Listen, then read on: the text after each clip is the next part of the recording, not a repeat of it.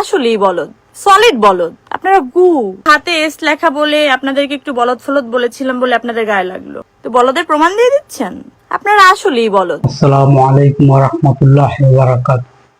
ভিডিওর শুরুতে কিছু আংশিক অংশ দেখালাম, তো আপনারা বাকিটা দেখুন। আপনারা আমার চ্যানেলে নতুন হলে চ্যানেলটি দয়া করে সাবস্ক্রাইব করে দিবেন। আর আমি নতুন নতুন ভাইরাল টপিক নিয়ে ভিডিও বানাবো, তো আপনারা দেখতে থাকুন। নাকি আপনাদেরই গরজ?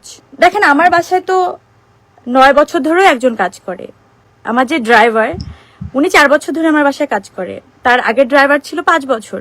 এরকম বহুত মানুষ আমার বাসায় বছরের পর বছর কাজ করে। কই, তারা তো কোনো অভিযোগ করলো না। এই একটা মেয়ে কেন এই 1 মাসের মধ্যেই এসে এত অভিযোগ করলো? 1 মাসও হয়নি, ওই মেয়ের ভয়েস সহকারে একটা নিউজ করে এবং সেটা পুরো বাংলাদেশ দেখে। এবং আপনারা সবাই আমাকে চেনেন, তাতে কতটুকু আমি ছোট হয়েছি বা বড় হয়েছি তা না। আমি যদি অন্যায় করি, ডেফিনেটলি আমার শাস্তি পাওয়া উচিত, আমি পাবো। আমি শাস্তি পাওয়ার ওই জায়গাটা রাখি। কিন্তু একটা সাধারণ ডায়েরি থেকে কিভাবে আপনি একটা অভিযোগ করতেই পারেন? যে কেউ একটা অভিযোগ করতেই পারে, সেটা প্রমাণিত হওয়ার আগে আপনি কাউকে দোষী সাব্যস্ত করতে পারেন।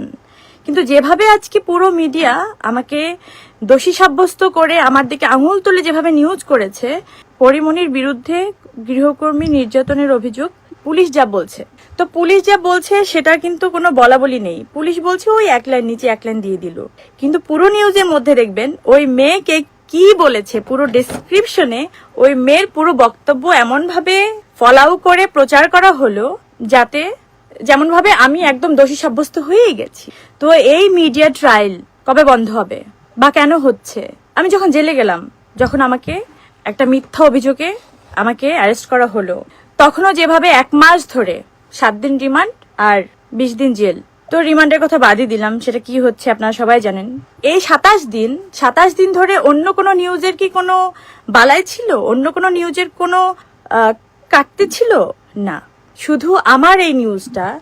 আজকে পরিমণি কি খেলেন, কোথায় ঘুমালেন, কম্বল দেওয়া হলো কিনা, তাকে কোন থালায় খাবার দেওয়া হলো, মানে এত নোংরা ভাবে নিউজগুলো ফলাও করা হচ্ছিল যাতে সাধারণ আমজনতা, সাধারণ পাবলিকের মধ্যে একটা ইন্টারেস্ট ফিল হয় যে আচ্ছা কি করছে একটু দেখি, একটু নাটকীয় ব্যাপার। তো এটা আসলে তো ধরেন এটা তো আমার লাইফ, নিজের লাইফ। তো একটা লাইফ তো আসলে নাটক হতে পারে না, একটা সিনেমা হতে পারে না, একটা রিলের জীবনযাপন হতে পারে না।